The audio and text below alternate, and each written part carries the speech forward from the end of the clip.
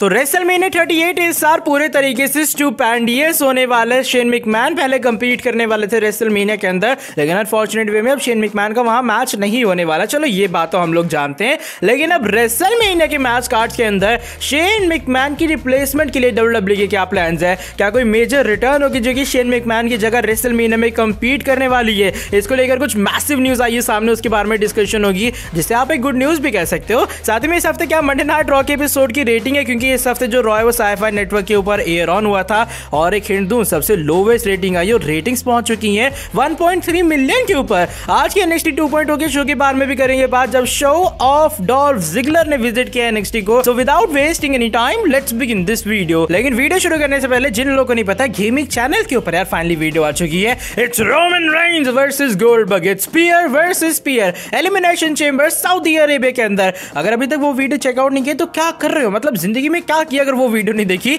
Link description के अंदर है, जाके अभी चेकआउट करो मेरी सस्ते कम्युनिटी के साथ में, और मजा आने वाला है। और हाँ, अगर एक बार वीडियो देख लोगे तो सब्सक्राइब करने से तो रुक पाओगे नहीं, तो इसलिए अभी जाओ, हम लोग 5-6 सब्सक्राइबर्स के काफी क्लोज हैं, इसको भी सब्सक्राइब कर दोगे चैनल पे नहीं हो, 2 चैनल और सब्सक्राइब कर लोगे, जिंदगी में कुछ बिगड़ नहीं जाएगा। सब्सक्राइब करो चैनल को, और इस वीडियो के बाद जाके गेमिंग चैनल की वीडियो डेफिनेटली चेकआउट करना। रोमन वर्सेस गोल्डबर्ग, कौन जीता? रिजल्ट हैरान कर देने वाला था। बाय द वे, बढ़ते इस वाली न्यूज की तरफ, हमारी जो पहली आज की अपडेट है वो इस बार चैट गेबल के बारे में जुड़ी है। रिसेंटली मंडे नाइट रॉ के एपिसोड में अल्फा एकेडमी की एक बार फिर से विक्ट्री होती है, और वो हरा देते हैं स्ट्रीट प्रॉफिट्स को। इससे पहले बेचारे को इसके अंदर हार जाते हैं, लेकिन अच्छी बात यहाँ पर यह थी कि मैच की एंडिंग में चैट गेबल ने पिन किया और अल्फा एकेडमी को जीत दिला। उन्होंने पिन किया था एंजेलो डॉकिंस को, और रिसेंट टाइम में कुछ स्टैट्स आए सामने और बताया जा रहा है कि जून 2020 के बाद ये चैट गेबल की पहली विक्ट्री है जो कि उन्होंने खुद हासिल की है। लास्ट टाइम जब उन्हें विक्ट्री मिली थी, उनका शॉर्टी जी नेम था WWE के अंदर, वो पैंडेमिक एरा था, और वहां जाके शॉर्टी जी बेचारे को विक्ट्री मिली थी, लेकिन उतने लंबे टाइम से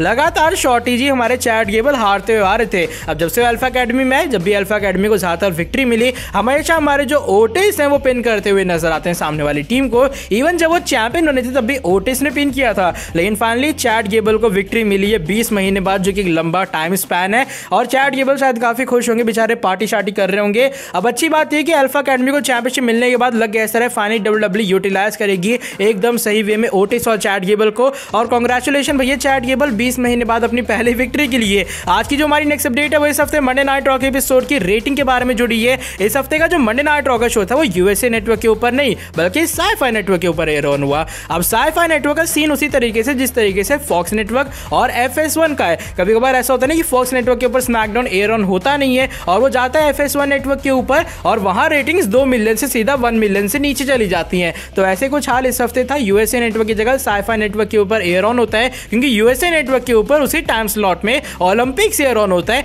जिसकी व्यूअरशिप भैया 9-10 मिलियन आती है। तो डेफिनेटली जो हमारा यूएसए नेटवर्क है वो उसे ही एयर ऑन करेगा। लेकिन इस हफ्ते जो मंडे नाइट रॉ के एपिसोड की रेटिंग आई, जब वो साई-फाई नेटवर्क के ऊपर मूव ऑन हुआ, तो रेटिंग्स काफी सरप्राइज कर देने वाली हैं। और बताया जा रहा है साल 2008 के बाद ऐसा पहली बार हुआ है जब यूएसए नेटवर्क से मंडे नाइट रॉ को हटाया गया है। और इस हफ्ते जो मंडे नाइट रॉ के एपिसोड की एवरेज रेटिंग आई है वो रॉ की हिस्ट्री में सबसे ज्यादा लोवेस्ट रेटिंग्स है, क्योंकि इस हफ्ते जो व्यूअरशिप है उसके अंदर 25% का डाउनफॉल आया है, और रेटिंग्स आई है 1.387 मिलियन व्यूअर्स। सही सुन रहे, मजाक नहीं कर रहा, 1.387 मिलियन व्यूअरशिप आई है इस हफ्ते मंडे नाइट रॉ की, क्योंकि ये यूएसए की जगह हुआ था साई-फाई नेटवर्क के ऊपर एयर ऑन। अब बात करें पहले घंटे के बारे में, पहले घंटे में 1.376 मिलियन व्यूअरशिप आती है, दूसरे घंटे में रेटिंग्स बढ़ती हैं, वहां 1.449 मिलियन व्यूअरशिप आती है, और तीसरे घंटे में भी ज्यादा कुछ डाउनफॉल था नहीं, लेकिन फिर भी जो रेटिंग्स हैं वो 1.337 मिलियन तक पहुंच जाती हैं। अब यहाँ सरप्राइज कर देने वाली बात ये नहीं कि रॉ की लोवेस्ट रेटिंग आई है, क्योंकि देखो होता है क्या एक्चुअल में, जैसे मान लो मेरे पास जो है अपना सोनी 10-3 है, लेकिन अगर सोनी 10-3 की जगह कोई ऐसे चैनल के ऊपर एयर ऑन होती है जो कि सिर्फ कुछ पर्टिकुलर एरिया में या फिर कोई पर्टिकुलर प्रोवाइडर ही में करता हुआ नजर आता है, प्रोवाइडर इन द सेंस जैसे टाटा स्काई हो गया या फिर टीवी केबल ऑपरेटर हो गया,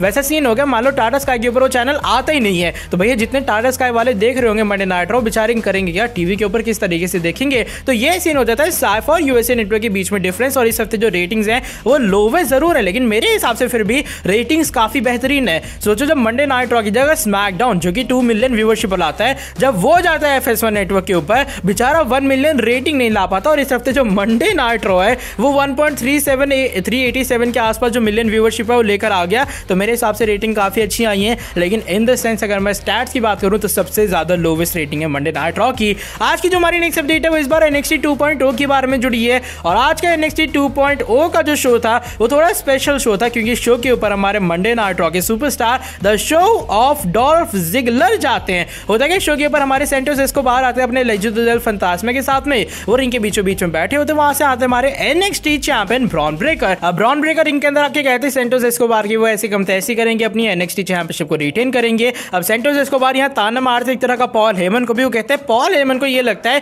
कि ये इंसान ब्रॉन ब्रेकर WWE का फ्यूचर है, आधी घंटा फ्यूचर है, मैं इसे चैंपियनशिप लेने वाला हूं और इसका फ्यूचर जो है या फिर इसका जो करियर है वो स्टार्ट होने से पहले मैं खत्म कर दूंगा। इन दोनों के बीच बातचीत होती है, लेकिन अचानक से वहां से एंट्री हो जाती है the show off Dolph Ziggler की।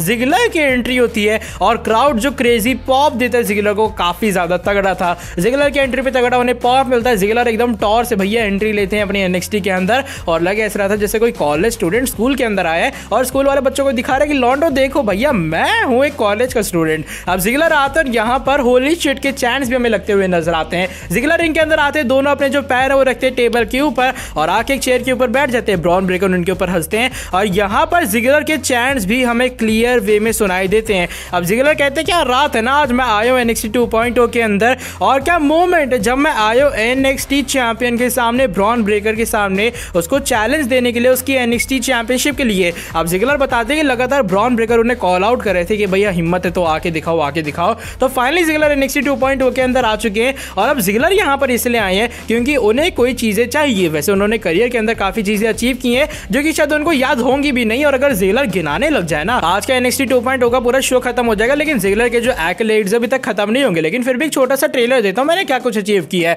मैं इंटरकॉन्टिनेंटल चैंपियन रह चुका हूं, मैं यूनाइटेड स्टेट्स चैंपियन रह चुका हूं, मैं सोल सर्वाइवर रह चुका हूं सर्वाइवर सीरीज के एक बहुत ही बड़े मैच के अंदर, प्लस मैं वर्ल्ड हैवीवेट चैंपियन भी रह चुका हूं। तो आगे से चीजें इनफ है मुझे बताने के लिए मैं क्या कुछ करता हूं जब भी मैं इस रिंग के अंदर आता हूं, और क्राउड की तरफ से स्टील द शो के चैंट्स लगते हुए नजर आते हैं। लेकिन जिगलर पूछते हैं वो अलग बात है, लेकिन मुझे तू ये बता एक्चुअल में तू कौन है। ब्रॉन ब्रेकर कहते हैं मैं कौन हूं, मैं वो इंसान हूं जिसके कारण आज तू यहां पर आया, मैं ब्रॉन ब्रेकर हूं, मैं WWE का फ्यूचर हूं, मैं हूं तुम्हारा NXT चैंपियन। साथ ही में ब्रॉन ब्रेकर ये भी कहते हैं कि भैया पहले मैं इससे सेंटोस इसको बाहर से निपट लूं, इसकी ऐसी कम तैसी कर दूं, उसके बाद जिगलर मैं तुम्हारी धज्जियां उड़ाऊंगा, ये बात गारंटीड है। जिगलर कहते हैं वाओ कितना तगड़ा तूने प्रोफेशनल मूव कहा मुझे, एक एमेचर मूव कहा तूने मुझे कि पहले तू एक से निपटेगा तब जाके दूसरे अपोनेंट के ऊपर आएगा। अब देख 99 मैचेस के अंदर कंपीट करना या फिर जीतना वो कोई बड़ी अचीवमेंट नहीं होती है। मैंने WWE के अंदर सारी चीजें अचीव की हैं, लेकिन मुझे एक और चीज चाहिए, वो है वो NXT चैंपियनशिप, और उसे मैं लेके रहूंगा। और फिर फैंस हमें ट्रिपल थ्रेट चैट करते हुए नजर आते हैं।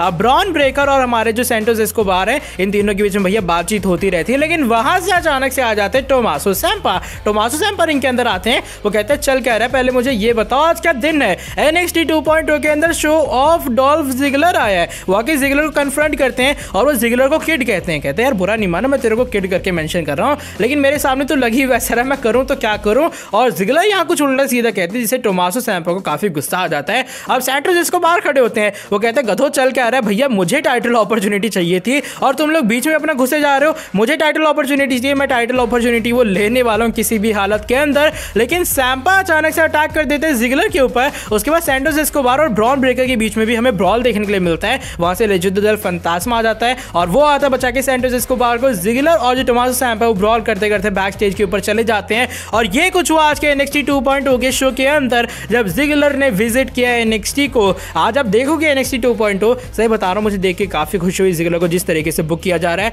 और होप ये करूंगा कि NXT चैंपियनशिप का रन उन्हें मिले NXT 2.0 के अंदर। और ये 100 गुना बेटर है मंडे नाइट रॉ के अंदर एक मैच में जॉबर बनने से अच्छा कि वो NXT के अंदर जाएं और एटलीस्ट टॉप फ्यूड्स के अंदर में इन्वॉल्व होते हुए नजर आए। बाद आज की जो हमारी नेक्स्ट एंड फाइनल अपडेट है वो WrestleMania 38 two part DS event के बारे में जुड़ी है। रेसलमेनिया 38 हम लोग जानते हैं WWE का ये सारा एक तगड़ा सा इवेंट होने वाला है, 2 नाइट का ये इवेंट होगा। और पहले जैसे ओरिजिनल प्लान से मैंने बताया था चैनल के ऊपर कि शेन मैकमैन का कोई ना कोई बड़ा मैच होता। अब चाहे वो Shane McMahon versus Bobby Lashley होता अगर लैशली स्टिल चैंपियन रहते, अब चाहे वो Shane McMahon versus Seth freaking Rollins होता, और चाहे Shane McMahon versus Austin theory होता, जो भी बाप बेटे और ऑस्टिन थ्योरी के बीच कहानी चल रही है उसको लेकर। लेकिन अनफॉर्चुनेट वे में WWE को पुल आउट करना पड़ा शेन मैकमैन को, जो रीजन वगैरह ऑलरेडी मैंने काफी बार डिस्कस किया हुआ है। लेकिन रीसेंट आमिर रेसल वोट्स की तरफ से इसको लेकर एक बड़ी न्यूज आती है सामने, उसका स्क्रीनशॉट आप लोग देख पा रहे होंगे। बताया जा रहा है पहले जो शेन मैकमैन है वो भी रेसलमेनिया की एक बड़ी अट्रैक्शन थे। ऑफ कोर्स की बात है उनका मैच होना था, WWE ने तगड़े वे में बुक करने वाली थी। लेकिन अब शेन मैकमैन का मैच हो नहीं रहा शो के ऊपर,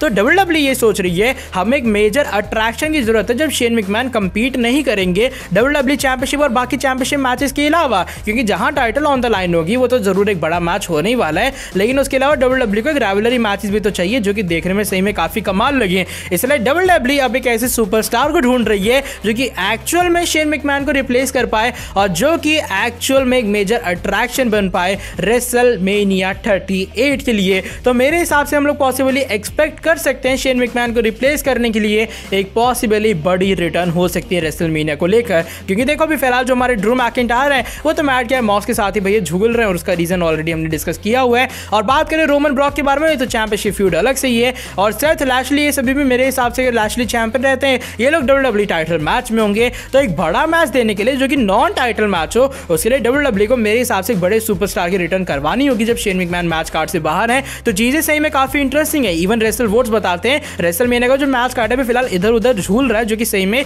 एक काफी अच्छी चीज है क्योंकि WWE सोच रही है शेन मैकमैन की जगह जब वो कंपीट नहीं करेंगे कौन सा सुपरस्टार मेजर अट्रैक्शन होगा। आपके हिसाब से WWE को किसे वापस बुलाना चाहिए रेसलमेनिया 38 के अंदर शेन मैकमैन की जगह, और कौन हो सकता है मेजर अट्रैक्शन WWE के लिए? अपना ओपिनियन आप लोग शेयर करना कमेंट सेक्शन में। लेकिन ये बात गारंटीड है रेसलमेनिया 38 की जो रोड है वो सही में काफी इंटरेस्टिंग होगी। बाय द वे आज की वाली वीडियो बस यहीं तक थी। अगर ये वाली वीडियो पसंद आई तो फटाफट से कर देना नीचे वीडियो को लाइक और जल्दी से जाके गेमिंग चैनल को चेकआउट करो, लिंक डिस्क्रिप्शन के अंदर मिल जाएगा।